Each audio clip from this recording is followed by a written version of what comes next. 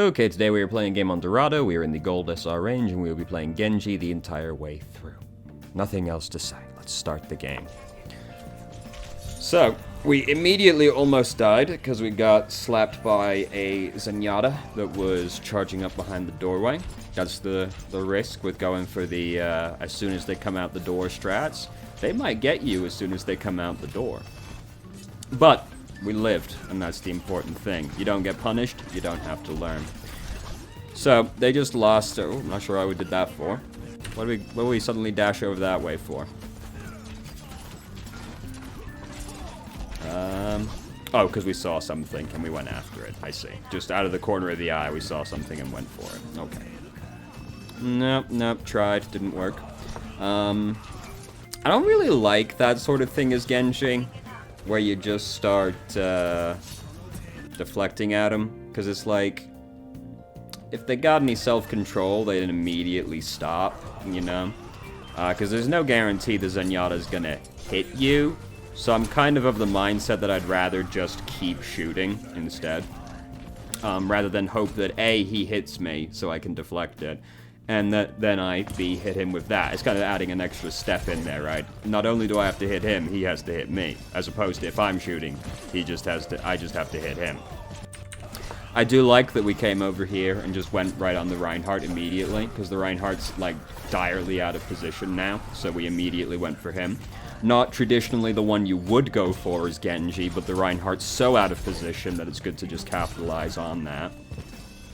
Again, you know, we're anticipating that Roadhog's gonna hook us, which is, you know, it depends on, like, the Roadhog more than anything else, right? Because it's like a decent Roadhog's gonna wait for you to deflect and then hook, because he doesn't want you to deflect his hook, obviously.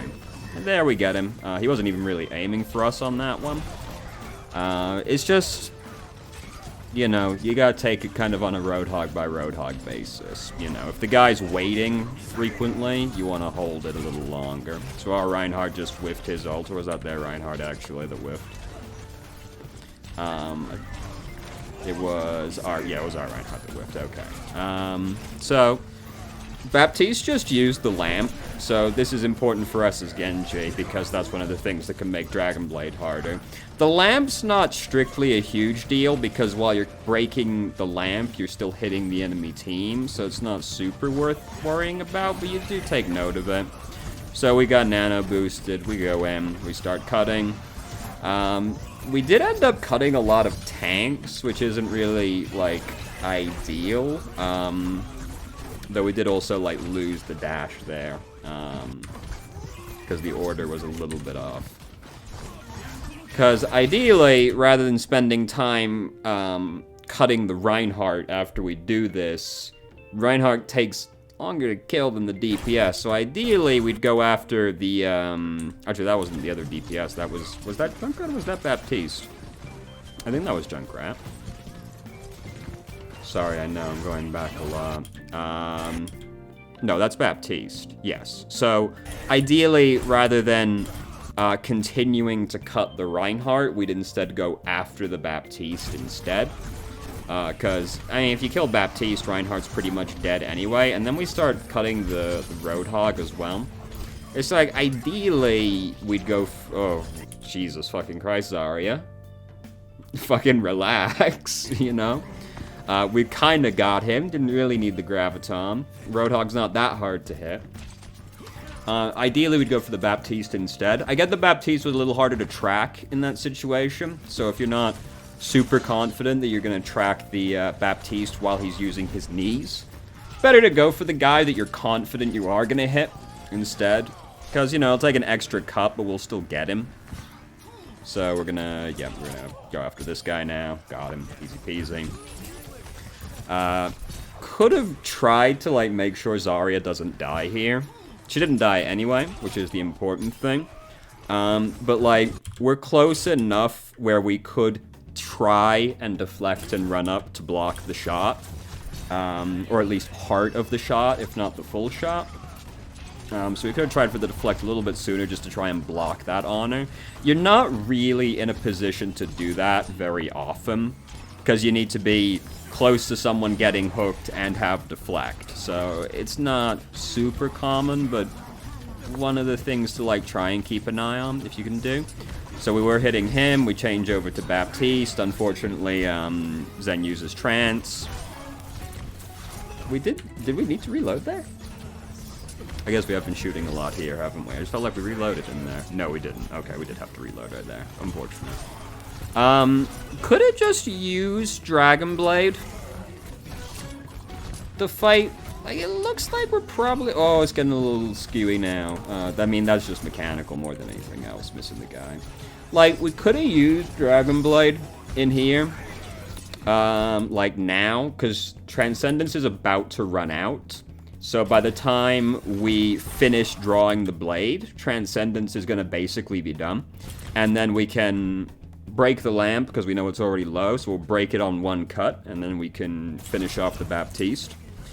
And then, you know, they haven't got trance or the lamp at that point. Here, we just missed the Baptiste. You know, what can you do? So, we could have just used Dragon Blade once trance is running out, and that's, like, pretty much safer. We built the next Dragon Blade up really quickly. And basically, it's just, like, no risk, right? Like, you're gonna kill the guy at that point. Because as we can see, we ended up messing that up after that point. If we don't miss the Baptiste, probably goes better anyway, because then Baptiste dead, Reaper wouldn't have gotten healed. It maybe goes the same way even if we just hit the guy, but it's just like Dragon Blade's like no risk, right? By that point, you will kill him pretty much at that point, barring something catastrophic happening. Which happens, but that's just life, you know? Sometimes you go out into the street with your sword out and you get arrested, and it's really weird, you know? So just catastrophic errors happen sometimes like that, like May dying right there. So we go for it. We've got Nano Boost ready, and they're all grouped up. We know they don't have trance right now because we saw it in the previous team fight, so we use it here, we wipe them, and now we get to stall them out here anyway. Didn't quite finish off the Baptiste again. Right, what is it with this Roadhog, man? Everybody fucking hates this Roadhog. First Zarya did it, and now Reinhardt did it. Both the tanks are just like, fuck Roadhog, dude. Fuck that guy. I mean, you know, we got him, but like, maybe just relax a little bit. So anyway, that was all good. You know, we got the guy. Their May is using Blizzard. Yes, that's their May. So you kind of avoid that. This got a little awkward. So we're trying to get the Zen. Unfortunately, he's right next to Reinhardt, so it's hard to get him. Yeah, that all ended up being really awkward real quickly.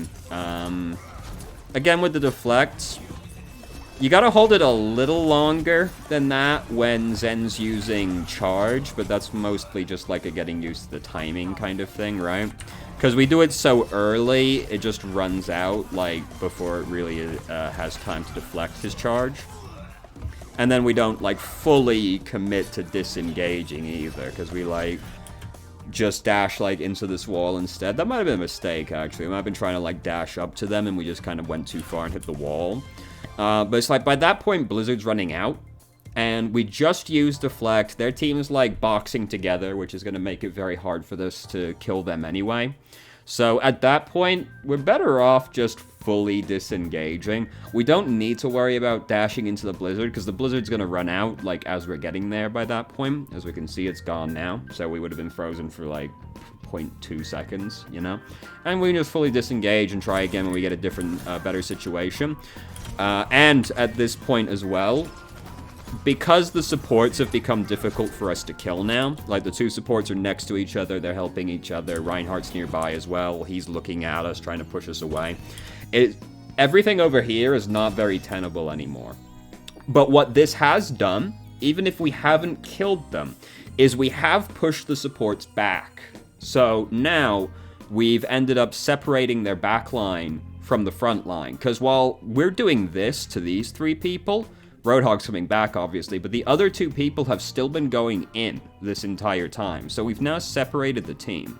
So now that they've become difficult to kill, we could immediately shift our focus over here and start focusing on the people that we've split apart. Because they're running into our team. They're separated from the supports. Now we could just switch over to them and try and finish them off before they have time to, like, reconnect both halves again.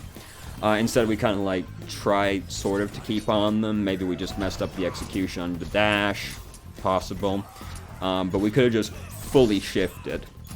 While we wait for a better opportunity to try and get the supports, who obviously we're more interested in than Mei and Reaper, but by that point, Mei and Reaper would have been easier to kill just due to the team separation that had happened. So we did end up getting the Zenyatta in the end, missed the Mei a bunch, you know. Definitely, like, a risky deflect to go for when there's a Mei nearby, you know. Oh, well, that went well. Managed to stop him pretty good there with that one. Are we deflecting for that time? Just hoping he uses Fire Strike? Afraid of dying. We got hit by one of the swings in there. I see. Fair enough. Then we don't have it for that, but, you know. You could... oh, Mei, no, now's not the time. Sorry about that. Yeah, true. Name works out. I mean, you can only react to one thing at a time, right? So we thought we might die to getting hit a second time, so we deflect, and then we don't have to deflect for the third thing that happens, right? You know, whatever. Life is hard like that. So, Reaper, we were a little late on the deflect. By the time we deflected, he'd already moved on, but I would have been impressed if we reacted to Reaper in time for that one, and we still got him in the end anyway. So we got Dragon Blade built up. Ana's really close to Nano Boost, so we don't want to go in just yet. Roadhog just did that as well. Unfortunately, Genji is probably gonna... or not Genji. Zenyatta's probably gonna have trans for the next fight. Not the end of the world if you get Nano Boosted, though, because you can kill them through it anyway. And now we don't even have to worry about it, because they're actually dropping all their ults on this fight. So as long as Ana doesn't die... oh, well, we could die as well. That's true. So, we do want to avoid dying for this situation, right? So, we're not going to make anything happen right now because there's too much shit going on in here. And trying to make something happen here is not worth the inherent risk it poses to us because we already have Dragon Blade built up right now. So... and they're using Trans, Blizzard, all that. We're not going to make anything happen back here right now.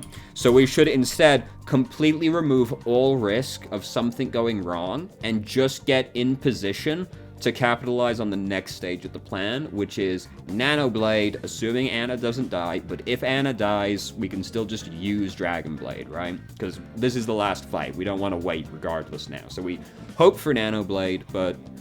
worst case, we just use Dragon Blade instead. But this is not going to make anything happen. It's just not in a position. So we should just remove this risk, just clamber back up onto the high ground over here, wait for the ults to die down, see if we can combo with Ana. If we can or can't, we go from there. It's just not worth this risk that we've placed ourselves in. Because if we still needed to build Dragon Blade, I could understand. But we didn't need to build Dragon Blade anymore at that point, so it wasn't worth the risk.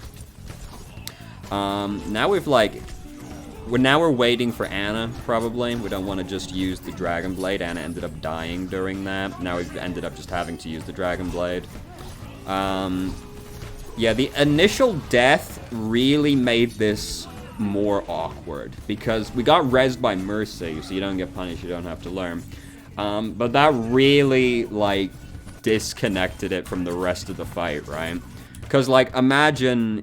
that's Ana getting frozen right there, actually, isn't it? Which is very inconvenient, but, like, still, follow me here, right? Yeah, that's Ana getting frozen right there. So, like, the problem is that, like, we die right as Reinhardt uses Earth Shatter, right? So that's, like, the whole time that hopefully a lot of their team anyway, can't respond to us, we're dead.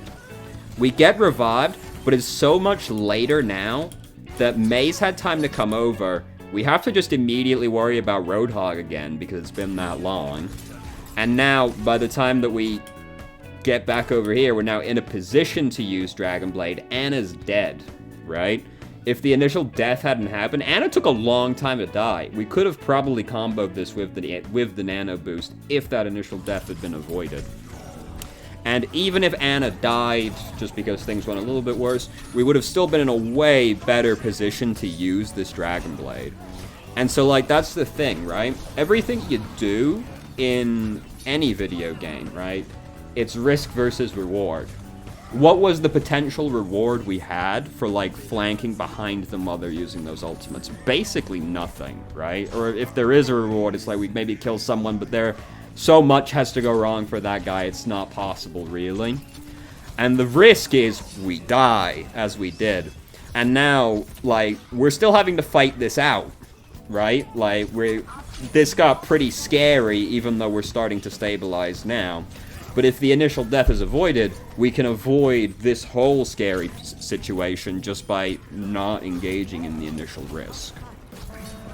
So, this is something you gotta bear in mind with Overwatch, right? Is that, like, there are times with, like, trances happening, blizzards happening. By the way, look at that Reaper right there. He's got one thing on his mind right there, and we, like, didn't notice him. This is another situation where we can avoid a potentially catastrophic result. Because Reaper, he's got one thing in mind here, right? And, like, look, he's sitting there. He's still there, and we haven't noticed this guy. Because we're looking where we're shooting. But you gotta look at the whole screen, right? Like, this guy is not very well hidden. And he's just standing there crouching, waiting. Right? Like, if we see him, and we can see he's, like, not even full health right now. So if we turn on this guy, he's gonna immediately stop doing this, right? Well, he's gonna do one of two things. He's gonna immediately go as hard as he possibly can, or he's gonna disengage. If he goes as hard as he possibly can immediately, he's doing so while he's already low and, like, not in an ideal position. So that's fine. And if he immediately disengages, we've stopped this problem from happening. And then, like, but this is, like, the most realistic way we lose the round from this position, because he's got their strongest ult right now, right? Like, Reinhardt, really far. Mei, decently far. Zen, really far, close, but not exactly like a fight-winning ultimate.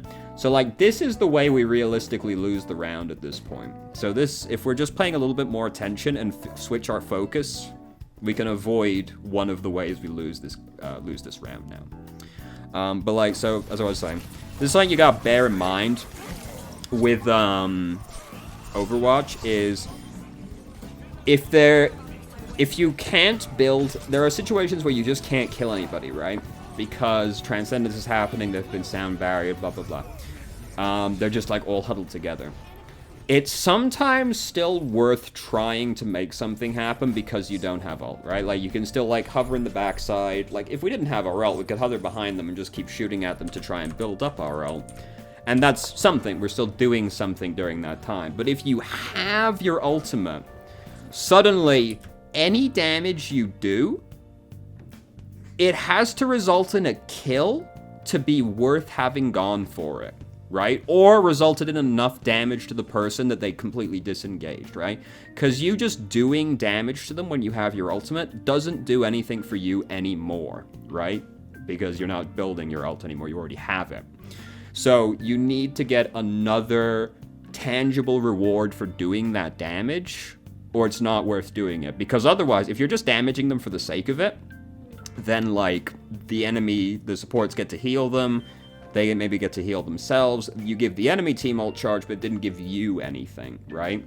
This is why when you're playing like Moira, you throw damage orbs as much as you can, but once you have your ultimate, you're not just throwing them as much as you can anymore, because now you save it for a more specific circumstance where you think you can get a kill with it.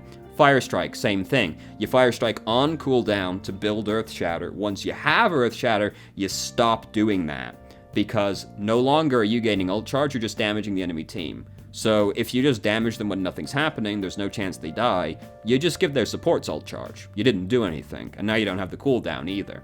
So when you have your ult, you need to think about the damage you're doing in a little bit of a different way, where it's not like just shooting at them for the sake of it no longer does anything. So you need another potential reward, a potential kill, a potential, like, pushing somebody out of the fight. You know, like, don't just, like, stop doing damage to the enemy team because you have your ultimate. There are still other rewards you get from ult charge, just, like, you know, as fights are going on. spacing, like, because people get scared when they take damage, right? We're not machines, so doing damage to the enemy team has a psychological effect as well, even if you don't get a kill on them, blah, blah, blah, blah, blah. But just remember, when you have your ult, it's no longer worth doing something for the sake of it, basically, because that's, like, the thing you get when you're doing something for the sake of it. You get ult charge. Otherwise, you don't. So you need to be a little more restrained, we'll say. Hopefully that makes sense. So, attacking now, we immediately do the thing where we go around the backside. I don't like that we shot there just because they might hear it, but like the chances of it are so low that it's not worth worrying about. So we come up around the backside. Up, up, up, up, up. They know, they know, they know. It's okay, we're playing Genji. We just dash back through. We're good. We didn't get flashbang. It's all good. Well, Anna's pretty, well, no, I guess she's not that far up. She's just, I guess she's actually not far up enough, right? Because she actually gets caught by them jumping down on the backside. Anyway, I don't really like going around the backside immediately just because there is the risk you come around the corner and get flashbanged, you know, but, you know, it's the risk you make. You make the calculated risk every game. So here we go for it. This is like, it's a really spooky one to go for. Because McCree is right here. So, and, like, we know he's got flashbang, right? So this is one of those plays where I would basically never recommend to do this unless you are super confident you're gonna kill somebody, right? Like, because you're in a situation now where you're dashing into them. They're not even, like, low enough that, like, one dash is gonna kill them or anything, right? Like, they need extra work to kill them from this position. So we're dashing into a McCree that we know has both of his cooldowns, because there's nothing that could have possibly happened to get them out of him in the past, right? So we're going up to a McCree with both cooldowns. We have to be so confident that we're gonna outplay them that I'd basically never recommend going for this from this position. If they're lower than they are right now, where it's like dash melee will kill McCree or something, okay, maybe then. But like from this position, not worth it, because if you get flashbanged, good chance you die, and he has to have flashbang in this situation. So we're lucky we live, but like we were lucky that we lived, right? So you didn't get punished, you don't have to learn, but like he did flashbang us, we did get down to 30 health. If he's like 5% better than he was in that moment, we died for that. And that's just the risk, right? But we were lucky, we got away with it. You don't get punished, you don't have to learn. We go in to try and get the guy, lamps there, made it a little bit awkward, but he's still so low. Okay, we're good. That got scary, but we're good. So here comes Winston. Not really the end of the world if you're playing Genji, you don't need to worry about it too much. It's obviously, you know, it's worth thinking about, but, you know, you don't have to worry about, like, you don't see Winston and immediately have to change, you know, it's not the end of the world, you've got things you can do. So we didn't get Anna, but this is absolutely the right play to go for, just, like, try and get her. The deflect is really killing me here, because, like, what are we really thinking happens there, you know? Like, she's facing away from us, and she's not close enough that we're just gonna, like, deflect the grenade if she throws it straight down, right? Like, it is not gonna do anything. So I guess we're just afraid of McCree more than anything else, which I can understand, but, like, he's still far enough away that I'd rather we wait and try and kill her with one more right-click melee instead. Because, like, McCree from that far, he does have to roll to get to us, right? Like, or walk forward a little bit, at least, right? Like, he's not close enough that he can just flashbang us from that far away. So we could wait a little longer on this deflect, because the flashbang's the thing we're afraid of. And we're in a convenient enough location where he'd more or less, it would be difficult for him to, like, throw the flashbang in a way that didn't, like, hit the deflect hitbox. But besides the point, if you threw it up enough, but besides the point. Like, he has to cover some distance to hit us with that flashbang. So, just like one more right click. And if you see him roll, you know, you see him continuing to walk forward, hey, you know, fair enough. But, like, he still had to cover the distance. So then we got Riptired. What can you do? You know, life is hard, whatever. We captured the first checkpoint, it's all good. So, the cool thing about the team comp they're running now is we no longer have to worry about Transcendence. They don't have it. They only have the lamp, and the lamp is not that good. McCree used Deadeye, so we got out of the way. I like that we didn't go for the deflect. The deflect is a risky one, and I don't really like going for the deflect on Deadeye, because I feel like I see the Genji die more often than I see the McCree die. But, you know, your mileage may vary on that one. Now we're at, it's getting a little bit, you know, it's getting a little bit arduous, shall we say. They're slowly starting to leave at this point, you know, it's... Alright, fuck that guy. Oh, God. I just thought about leaving immediately, it looked like.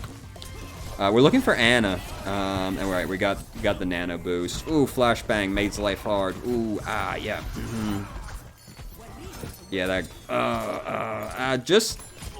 I'd rather we didn't deflect. Cause, like, as far as I'm concerned, again, this is adding the extra step in, right? Like, where I need to worry about him hitting me, and then I need to worry about me hitting him as well. We're still nano boosted, so even if he gets a headshot right now, like, it doesn't even do that much damage.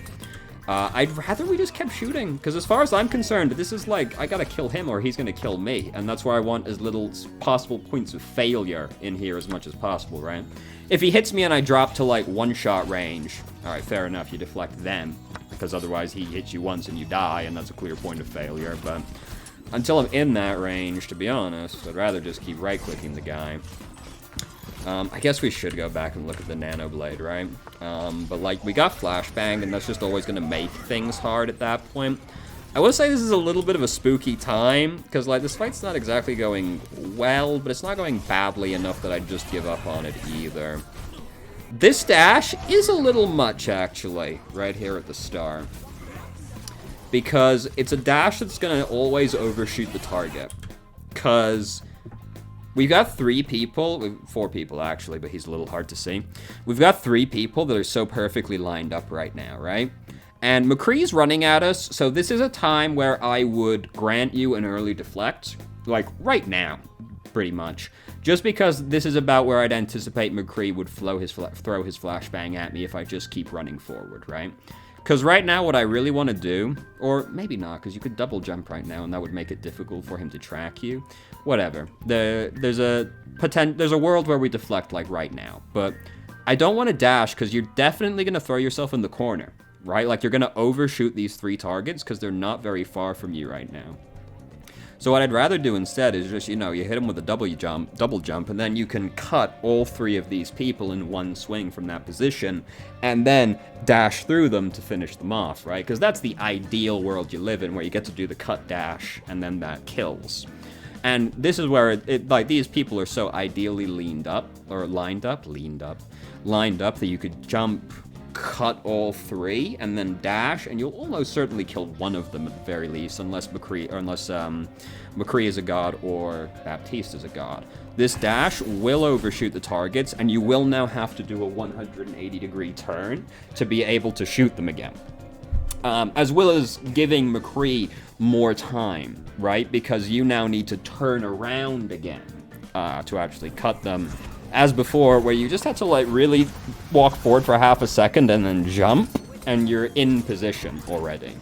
So the dash is actually a little much in that circumstance. They were close enough, you didn't need the initial dash to close distance at that point. And this is, like, the way you use your dash while you're using Dragon Blade is most of the Dragon Blade, right? Like, it's all about chaining dashes so you can kill multiple targets quickly. This is also something, like, this is how you kill people through Transcendence, is you cut, and then you dash through them immediately, and this is just enough damage to kill them. I don't think that changed. I've been saying that for a really long time. I'm trying to think if they changed the damage on either of those things. I don't think they have. I'm pretty sure. I don't think so. I'm not going to fact check it right now, because I'm like 90% sure that's still true. But if it wasn't, I apologize. I think that's enough. I think I've sufficiently covered my own ass there, and we'll move on. So they're getting hit by a lot of ultimates right now. My man in chat there, I was watching the replay, but my man in chat there was yelling Jacob no, like right as they got hit by Earthshatter. Like, the frame they got hit by Earthshatter, he typed Jacob no in all chat. So great job, Jam Jam. So that got very awkward just because of the lamp that was happening in here. We also got a little scared because we heard Riptire. Yeah, like we looked, where is Riptire happening, which kind of slowed the whole thing down. But that's an understandable thing to look for when you hear it, so I'm not going to bemoan it too much.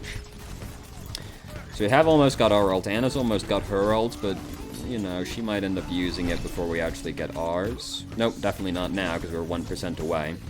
So we're looking for Anna. That's good. Yep, and then we do the thing. Great, awesome. This is a little, like, kind of mash the key and hope it works, right? Like, you know, we look for the Anna. I like that we did that. We do the thing where you jump up and you fall down on them.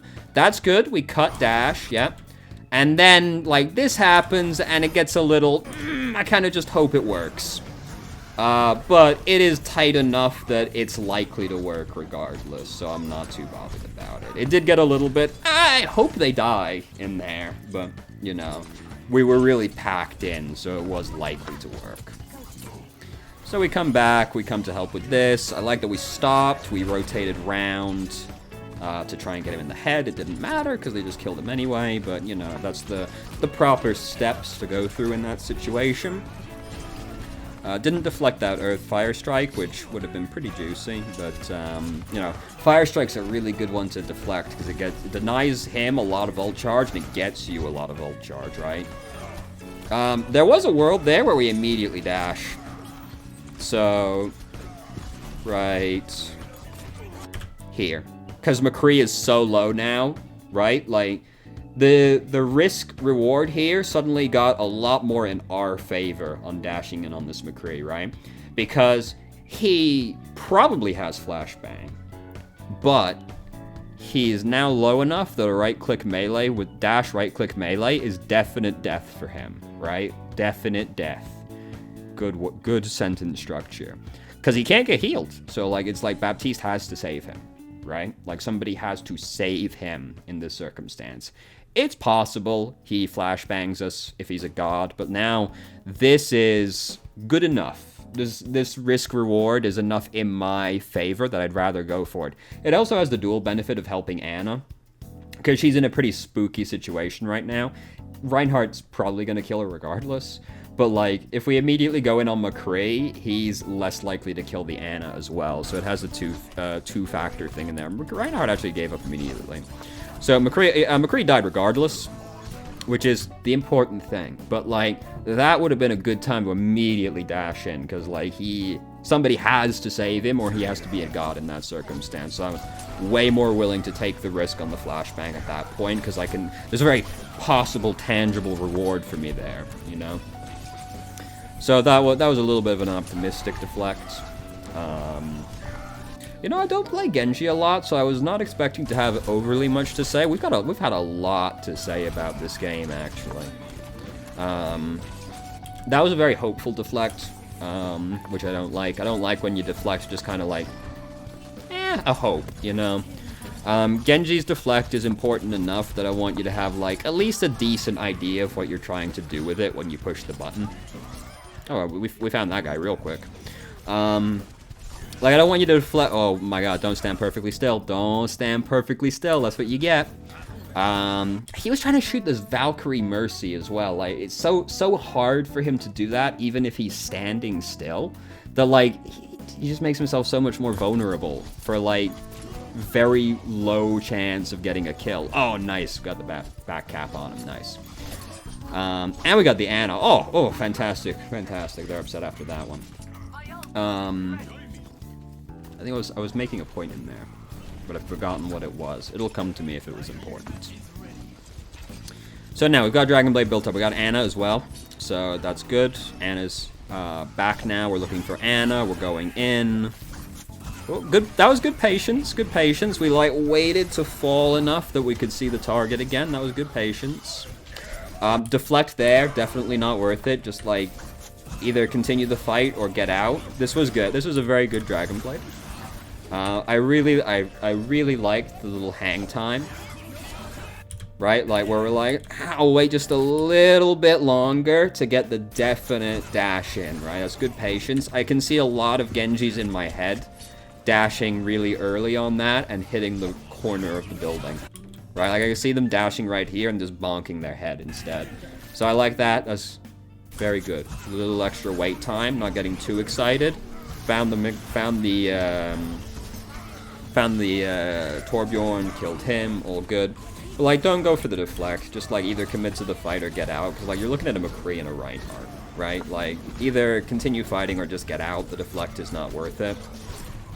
Bearing in mind you move slower going backwards is my main point here. So like deflecting at the enemy team. Oh, right after that really good moment, we had a big potato aim moment. It happens. It's unfortunate. So that was pretty good. Oh, and then we got her in the end anyway. It's all good. We got her in the end anyway. So unfortunately, we ended up. Ooh, almost got him. Almost got him. I'm alright with that deflect because soldier players, like, they're probably shooting at you, right? Like, they're probably shooting at you. You're more likely to get hit than you are from, like, a McCree who only fires once, right? So, break the lamp. Didn't really need to break the lamp because nobody was under it, but, yeah, we weren't really doing anything else anyway, and, yeah, that's more unfortunate than anything else. It doesn't really matter that we did that. And then, like, we go in, and then we get splashed because Anna's there. They start collapsing on us. The dash is very aggressive. Like, you have to be really confident you are going to kill this Baptiste because we're dashing into an extremely exposed location. So, like, we need to be really confident in one of two things, which is that A, we're going to kill the Baptiste so we can just dash again. Or B, if something bad happens to us, deflect is going to be enough. Right? Because we do have deflect, but if we don't kill Baptiste, we only have deflect. So we need to be really confident on what's going to happen. And we only see Baptiste, but we're dashing into such an exposed location that I wouldn't be confident in just deflect, because when you're in a giant open space like that, you can be getting attacked from a lot of different angles. And this is a very complicated fight right now. I'm not certain right now, even watching as a spectator, I'm not certain where everybody is at this moment in time. So this is a very exposed position with, you know, a lot of people, possibly from a lot of angles. It's risky. So you need to be really confident if you are going to go for this in one of those two things. And, hey, if you were confident if you were really confident you were going to get that kill and you just didn't, fair enough, brother. Fair enough. But that is a situation where you do need to be really sure you're going to get that kill, or deflect is going to be enough to get you out if it goes wrong. And if you were and you just messed it up, fair enough. Fair enough. So, fight's still going well, regardless. We are really close to our ultimate right now, so I just want us to try and focus on getting that as quickly as possible. So, deflect into the amplification matrix and all that, alright? But, like, when you're in, like, this kind of ult range, I want you to just try and do, like, the easiest thing possible to get this last bit of ult charge. And for me, that's trying to get that Winston right there. Because, like, that all happens, we break off, and then we're, like, deflect into this. Which, I do understand the inclination to do that. But we are so close to Dragon Blade that I would rather actually we disengage, like, up here, so that we break line of sight to the amplification matrix, so that doesn't pose any risk to us anymore. And we instead just focus on shooting the Winston, so we can get this last little bit of ult charge that we need. Because if we can get up to 100% ult and we're up here, we can just Dragon Blade. Anna's got her ult, so maybe that works as well, but this plan works without the nano boost. where we disengage, we go up here, we focus on the Winston, get the last bit of ult charge, ult round the corner, and then just immediately jump round the corner and start cutting at them. And then we didn't deflect the amplification matrix, but if we build our ult charge quickly enough after he uses it, then we force them to, like, use the amplification matrix and die, pretty much. Like, they have to kill us before they can resume using that amplification matrix. Because from here, we can just double jump, and we're not in a position where they can realistically shoot us through it. So, when you're that close to your ult, just do the easiest thing possible to get to the ult. And then Soldier uses Tac Visor as well and ends up killing Mercy. We came out way too soon there. We need to wait longer on that one. But he used Tac Visor as well, so if we disengage, build ult charge, go around that corner at him, doesn't really matter if he starts using Tac Visor, because we're in a position with Dragon Blade where we'll kill him before he kills us. Especially if Ana nano boosts us as well, right? But, like, just cut kills him when he starts using Tac Visor as well. So even if she doesn't, it's still gonna work out better. And then we never even get to use the Dragon Blade because we have to get all the way back to the fight again, and the fight's already over. So this is the thing as well with Genji, right? Is the way you win games as Genji is you get Dragon Blade and then you execute Dragon Blade, basically. There are other things you can do. Like, obviously, Genji doesn't need Dragon Blade to get a pick on somebody. But, like, it's important when you're playing a hero that you understand what your win condition is. And for most heroes, it revolves around their ultimate. And Genji is one of the purest examples of this, where his win condition is very firmly his ultimate. If you're a god, and, like, I do mean an absolute top 500 god, you can win a game without Dragon Blade, maybe. But for 99% of us, Dragon Blade's how you win games, right? And, like, in this game, I saw, like, 2 really big Dragon Blade blunders that, like, could have direly affected the outcome of this game, right? Because the first one, where we died taking the unnecessary risk, it's possible they captured the checkpoint there. They ended up not capturing the 3rd checkpoint because we managed to stabilize regardless, but they were really close, right? So if we execute that one better, then there's no risk they capture the checkpoint right there. And maybe they capture it on the next fight, but, you know, you can only do things one fight at a time.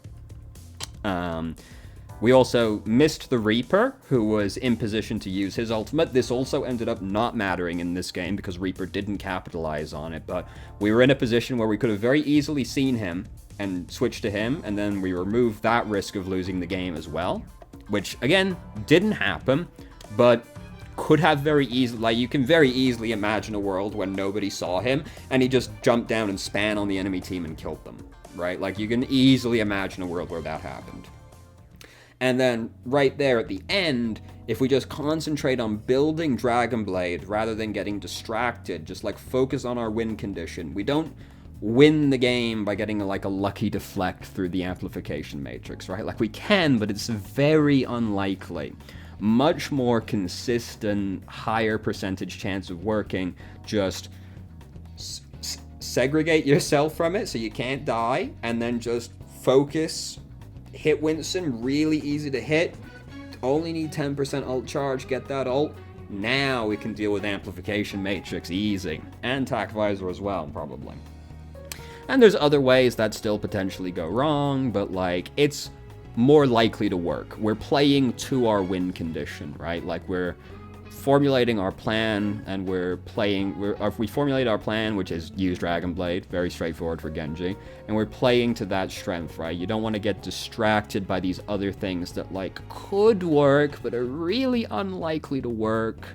And you don't want to do things like go into these unnecessary risks that have, like, really low payoff, but the risk is you die, which is obviously the worst thing that can happen to you. You know, you gotta play to your win condition. So it was really those were, like, the 3 pivotal moments in the game for me. The 2 Dragon Blades and then the miss on the Reaper were, like, the real big moments in there for me as well in this one. This was also less of a thing, but it was the team fight around the fountain where we dashed when we didn't need to, and then that like made it really hard for us to actually finish them off again, because we were just in a position where we could have just walked up instead. The dash overshot them. That was another one, but less so than the other situations. But like the Dragon Blade stuff was the big one. All the big things really were Dragon Blade, and then there was the Reaper, which is just like, you know, look at your screen.